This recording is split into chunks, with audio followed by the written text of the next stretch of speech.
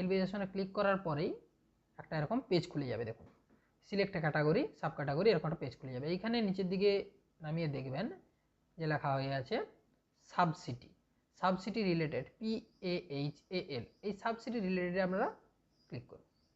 তো ক্লিক করার পরে দেখুন আবার একটা নতুন পেজ খুলবে।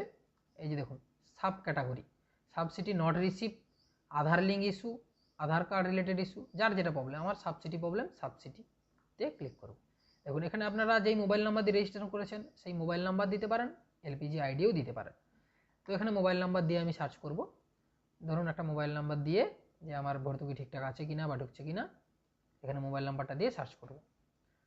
দেখুন মোবাইল নাম্বার দিলাম, এবারে সাবমিট করলেই সাথে সাথে কিন্তু নেক্সট পেজে চলে যাব। পুরো ভিডিওটা দেখার জন্য ডেসক্রিপশন বক্সে অথবা কমেন্ট বক্সে আমার চ্যানেলের লিঙ্ক দেওয়া থাকবে, ওখানে গিয়ে পুরো ভিডিওটা দেখে নিন। ওকে।